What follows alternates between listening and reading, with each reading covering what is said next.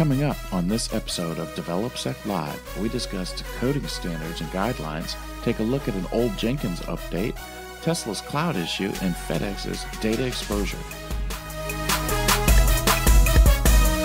Tackling the challenge to integrate security into the development process? Looking for insights, answers, and practical solutions to avoid getting overwhelmed? Welcome to DevelopSec Live, where our focus is your success in securing and improving development processes. And here is your host, James Jardine. Hey everyone. Today I want to talk a little bit about standards, guidelines, how we deal with them within our organization so that way we can have better, secure development processes, but maybe at the same time not bringing them up specifically or calling them out specifically as secure processes. So I think most organizations have some form of coding guidelines, coding standards. Hopefully you've got something like this. And they typically cover things like, hey, this is how we want you to format your code. If you're using logic statements, this is how it should be. We want semicolons in certain spots, or we don't want semicolons in certain spots. A good example oftentimes is, if statements. If it's a single if statement, do we want to require that it's in code block with the curly braces surrounding it, or are we okay just to do the one indentation because it's one line? So we have a lot of different standards and we have coding guidelines that help us make sure that as we're developing applications, we're developing these applications kind of the same way. So it doesn't matter which developer comes in and starts working on the code, they're doing things in a similar fashion, and it's helping us reduce certain types of flaws that may exist in our code. Whether you're purposely setting stuff to null after you're done using it, whether you're calling dispose in a .NET world, all these things are used to help make sure that we follow certain processes when we build our applications.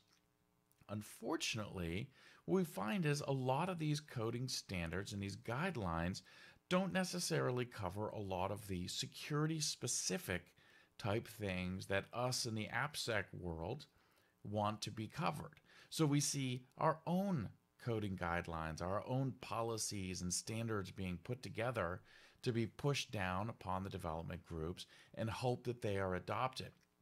Now, oftentimes when I see these, they're very vague. I know a lot of standards that I see out there, it's just called an application security standard. And you see things like thou shalt not include SQL injection in your application, or other items where you're thinking, okay, you must have peer review done on certain types of code, or certain applications require this type of scanning or testing to be performed before it's released out to production. All these things are great. We want to make sure that we're including these things because, again, it's these policies and standards that help make sure that we're doing something in a uniform way and we're doing it across the board, across all of our applications.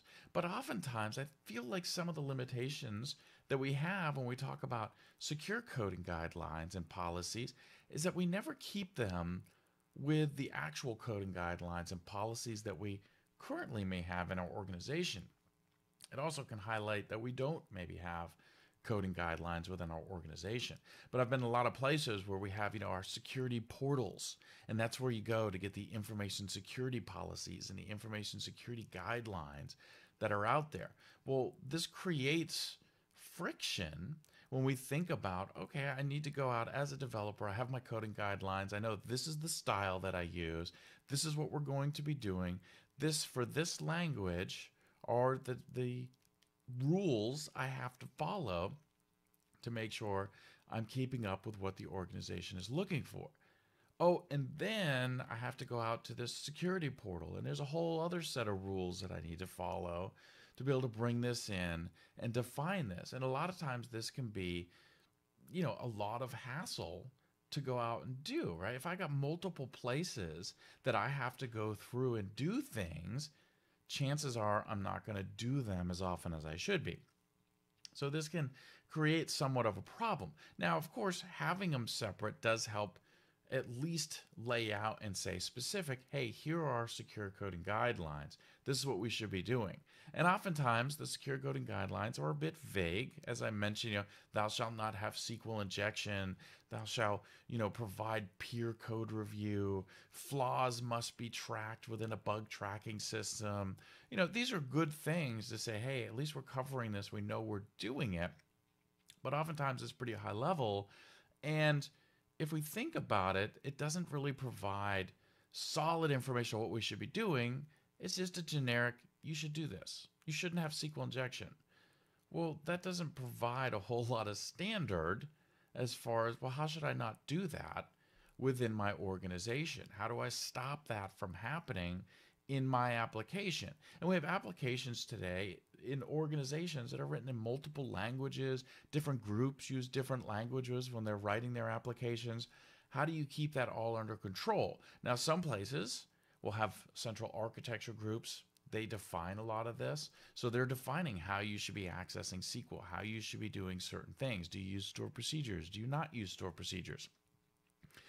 Do you have custom libraries that are used across the board for things like logging, that type of stuff? A lot of places don't have architecture groups, so sometimes that's not as easy. But if we've already got these policies in place, how do we then transpose our stuff from our security policies to get them built into our regular policies and our regular standards? I feel like a lot of times we have a lot of friction when we talk about AppSec and we talk about development, because we try so hard to create everything as our own. As in our own, I mean, it's got to be security focused. And so you see, we had an SDLC, now we have a secure SDLC, or an SDL, right? The secure development lifecycle, because we couldn't just have the SDLC. And so we have coding guidelines. Now we have secure coding guidelines. You see it out there. We talk about DevOps, and now you see secure DevOps. We have to throw secure into everything, and then we want to own everything to make it ours. And it's great that we want to put forth that effort, and we want to say, look, this is a problem and we want to help solve this problem. But we also want to look at what's the best ways to do this. And from what I've seen, creating everything separate still hasn't got the grasp that we're really looking for, because I don't know about you, but I'm not that keen on having somebody else from a different department come in and start throwing down all these rules and all these guidelines of how I should be developing my applications. I want to be able to develop my applications, and I want to be able to have that creativity. I want to be able to build these things to the way that we think they need to be built. But at the same time, I do want to make sure that I'm building it with security in the process. I want to make sure that my applications have secure code, they're being security tested, right? That it's quality application for our users and for our organization. But to do that, oftentimes it's easier if I can put that all into one spot. So when we think about our coding guidelines, to be able to translate some of the security guidelines that we see coming out into just normal coding. How does a developer look at this? Instead of throwing a bunch of different terminology out there, use SQL injection, cross-site scripting, XML external entities, deserialization issues. We've got all these different flaws. And then you take those flaws, and then you've got renditions of those flaws. So, there's blind SQL injection, there's SQL injection, there's cross-site scripting with 3 different flavors. So how do we go about trying to get all this information and cram it over as, hey, here's all this new stuff that you have to know when you're developing your application? What if we're translating that into what their typical coding guidelines and coding standards would look like? So instead of saying, hey, you have SQL injection, you need to make sure you don't have that, and you need to run parameterized queries. That's a pretty simple statement. It's kind of vague depending on the application that you're dealing with. But turn that from a security violation just into a normal coding violation. Hopefully, we have coding guidelines already that talk to us about how do we access SQL Server, for example.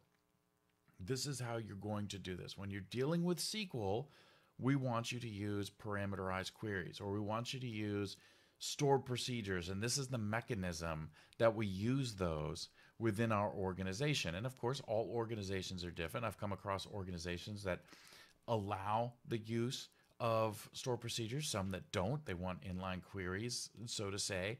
But if you're parameterizing those, that's fine, right? But figuring out how do you want to provide access to SQL Server and what are the rules for accessing that?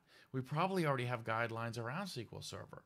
So to take out a few of those rules, namely parameterized queries, least privilege, a few of those things, and shove them into their own document someplace else is doing a disservice in effect, because I'm getting some of them if I'm looking at my normal coding guidelines.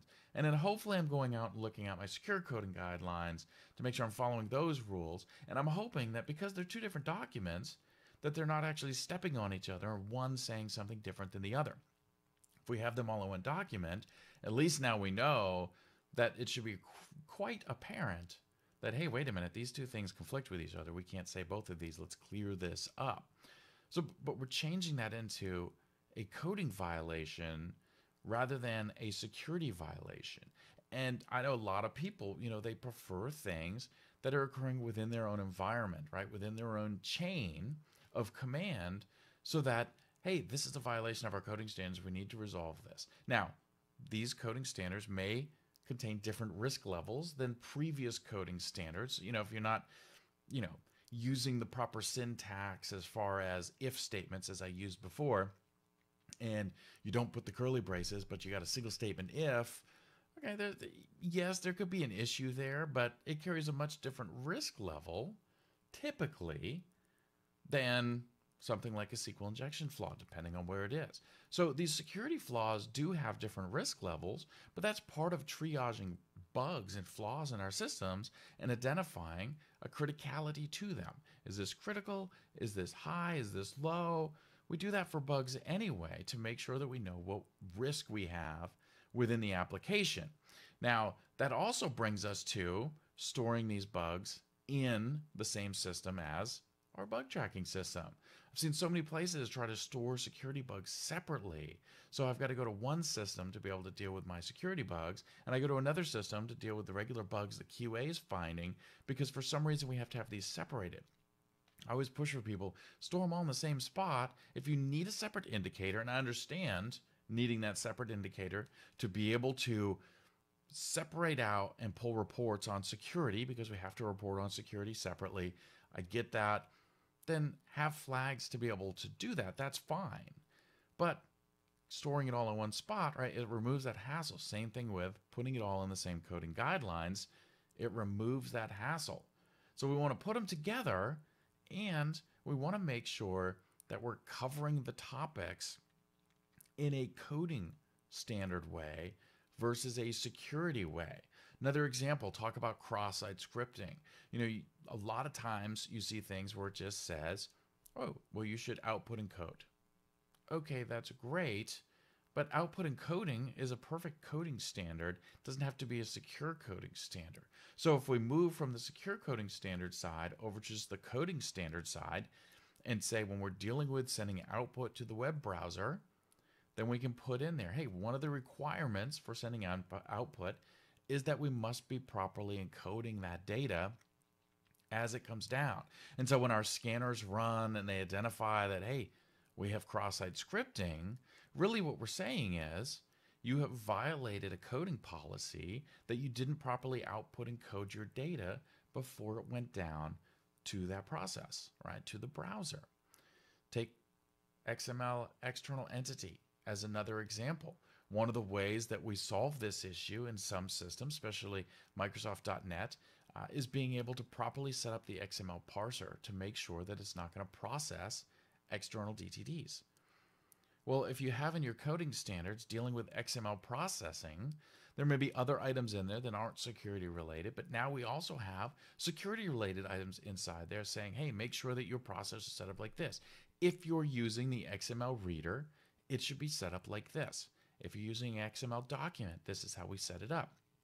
We've set these standards, and it's all within the same piece of document that I don't have to go to multiple places trying to find it. Now, you might have multiple documents spread out, but again, none being specifically security specific necessarily, but topic specific. So the XML example was, hey, we could have an XML standard.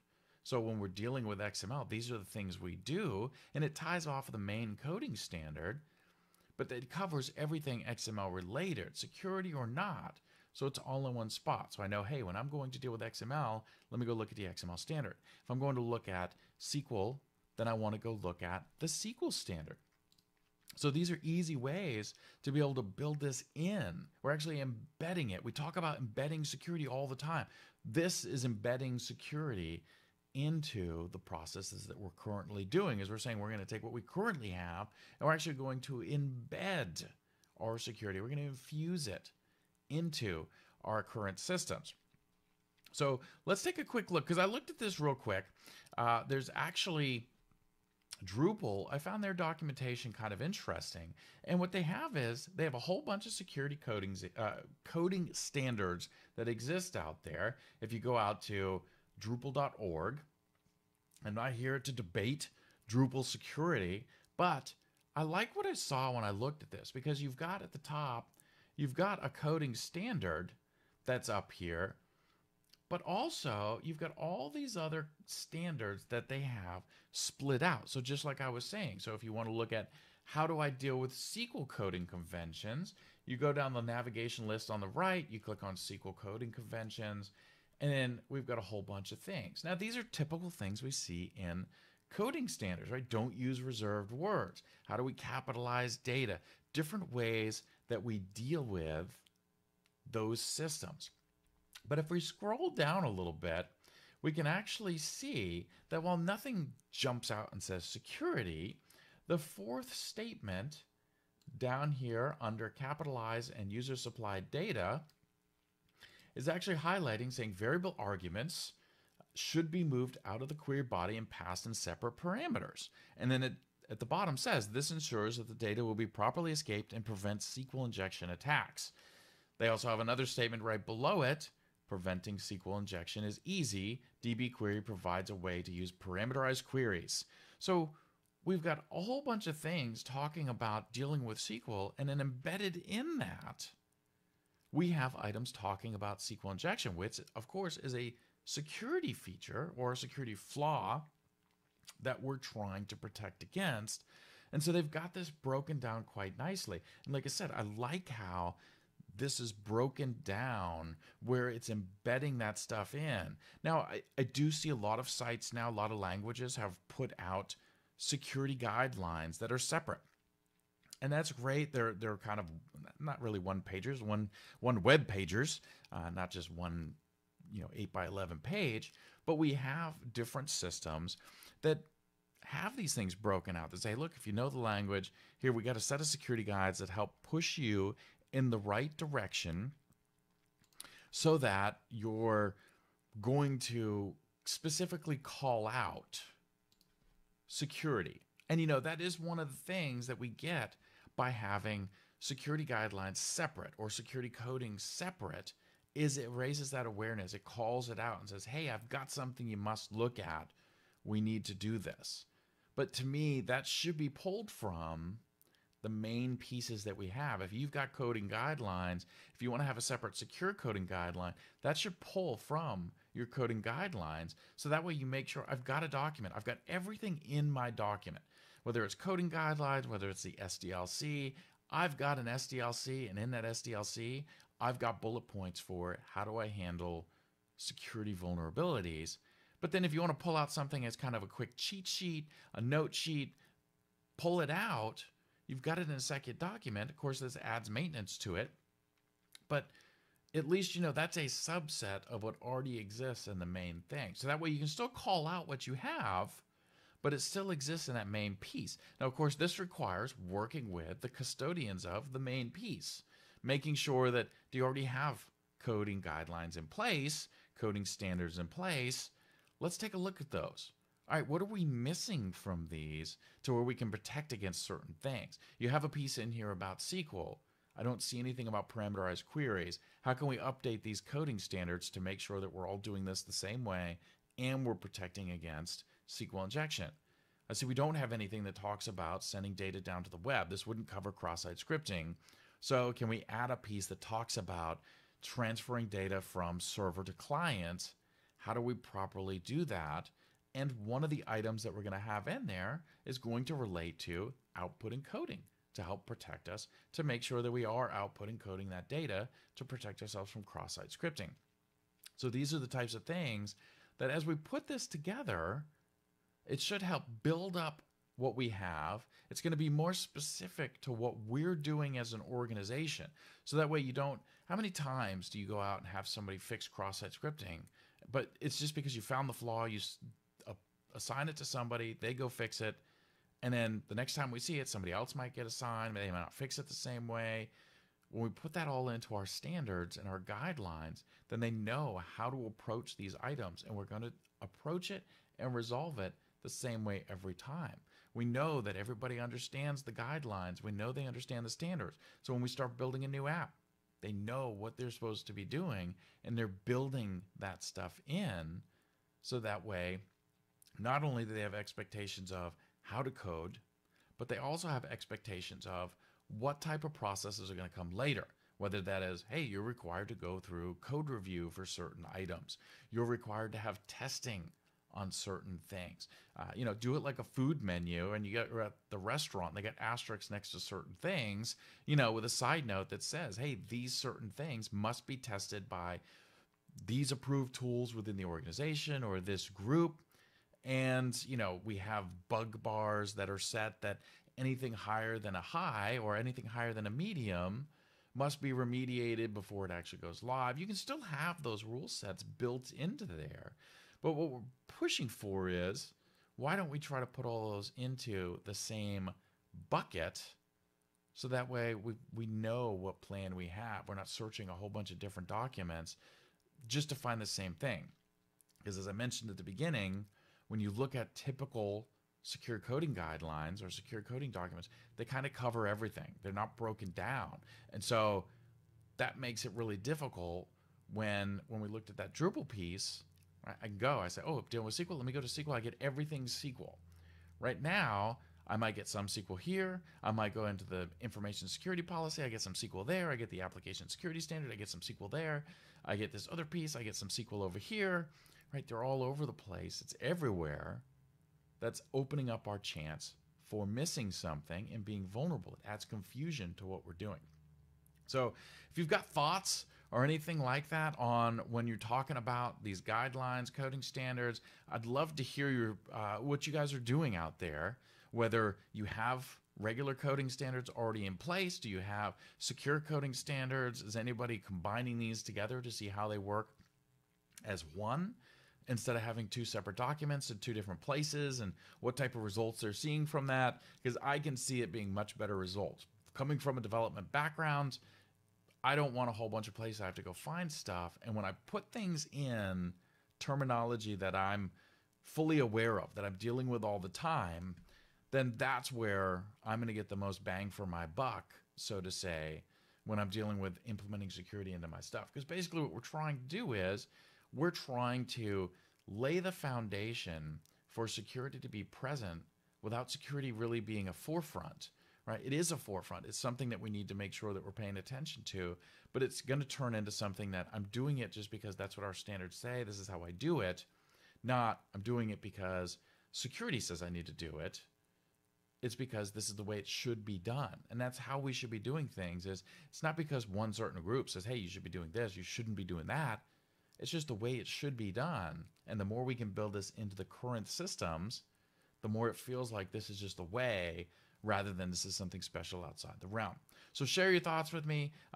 Reach out, james@developsec.com, or hit me up at DevelopSec on Twitter, or you can hit me at Jardine Software on Twitter as well. And share any ideas that you have, any stories that you have, the hurdles that you have. We want to help try to get past some of these. So if you've got any of those, reach out. I'd love to try to help you, get a handle on some of that. So thanks for listening to this episode of this, and if you're on the live version right now, then stay tuned for the newscast coming up right after that.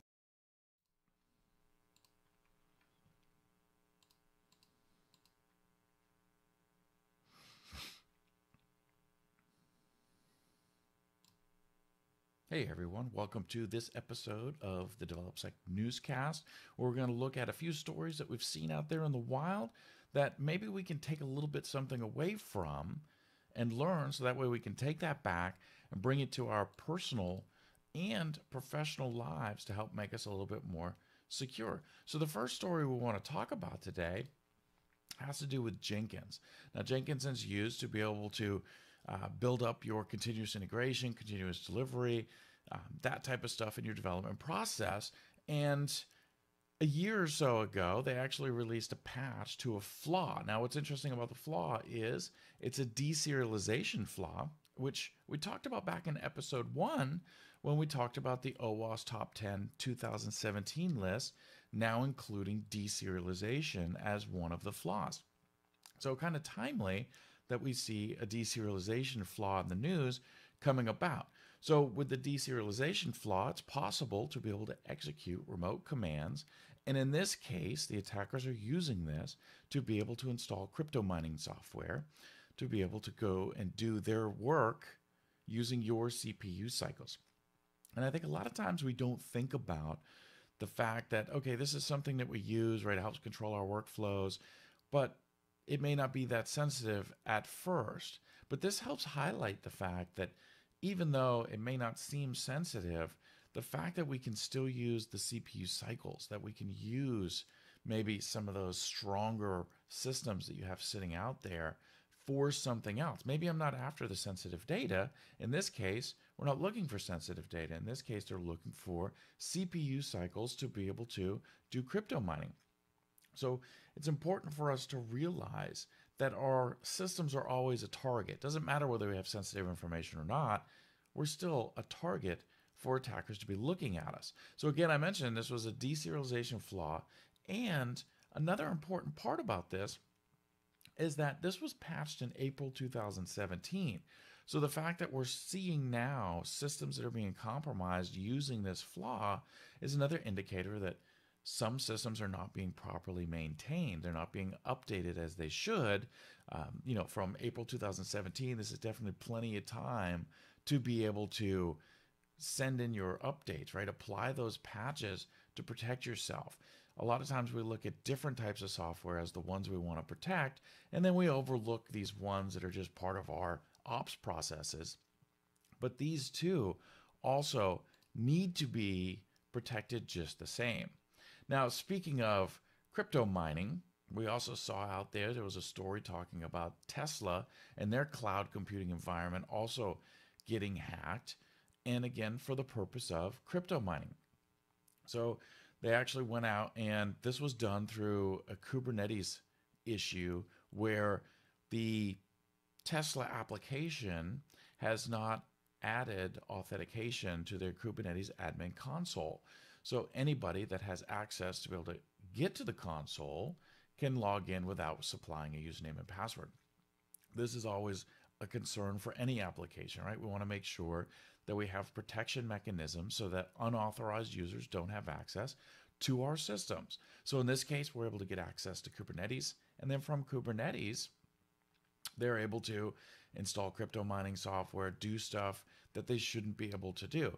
Now, in addition to that, getting access into Kubernetes also coughed up the credentials to their AWS S3 buckets. So this was also another issue, because by doing that, there was also some leakage of, or potential leakage of, telemetry data, other potentially sensitive information that was being stored up in these S3 buckets. So that is also a concern, right? So this led to multiple issues. One being the fact that we could install software to use. In this case, fortunately, it was just crypto mining software, not necessarily malicious in a way it was going to try to steal data. They just want to use the CPU resources. And there's lots that go into that to try to actually make it so it doesn't cause you a whole bunch of issues, so you don't find it. So the longer they can run it, the better it is for them. But at the same time, it also exposed credentials to other storage mechanisms, which then caused issues of actual potential leakage of sensitive data. So we got to be real careful about how we protect our systems and make sure that all of our systems have proper authentication on them so that not just anyone can go access those. Now, speaking of S3 buckets, there was a story talking about FedEx customer records being exposed. This wasn't actually initially FedEx. This was actually initially Bongo International, but FedEx acquired them back in 2016. And so they had a whole bunch of scanned documents, passports, a whole bunch of different information, driver's license, different security IDs, all stored on these S3 buckets. And then these S3 buckets were exposed so that they were publicly available. So anybody out there searching for S3 buckets, and if you pay attention to news stories, you see all the time, we're seeing stories about companies being exposed because they have S3 buckets that are exposed out there that have public access. So anybody actually willing to look, and if they know how to go out and search, they're able to find this information and be able to pull it up. Now, this information was from back in 2009 to 2012. About 100,000 documents, I believe, is what was exposed out there.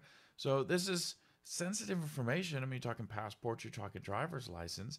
And, through acquisition, this can be difficult, right? Because you're taking a different company, you're bringing in their resources. Are you getting full access to everything they have? Do you know what's available out there?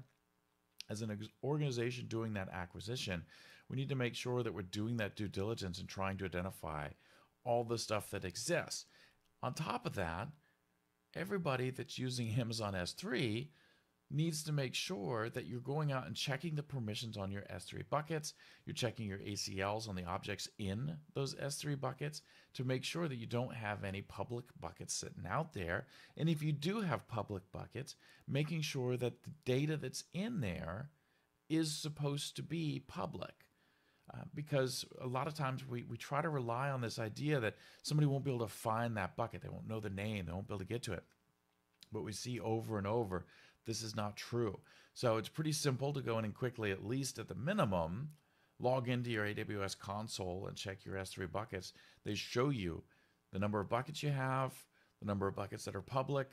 You can also go in and make sure that the ACLs and other permissions that you've set on those buckets are set up properly, so you're not giving developers certain access in, but doing that too broadly, and making sure that, there's no public access if it doesn't need to be there. It's great that we're switching out to the cloud. We've got all these great resources to have. It's really easy to set these things up. I will say that Amazon S3, at least I went through and set up a bucket on there.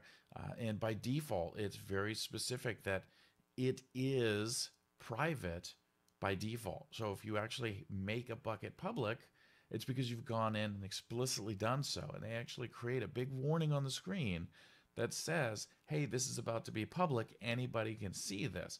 So we have to go through and look at our processes and our policies to make sure that we're protecting these things just like we would any internal resource. So that wraps up this segment of the DevelopSec newscast. If you've got questions or other stories that you think are interesting, feel free to send them our way. You can reach us at james@developsec.com or just find us on Twitter @developsec.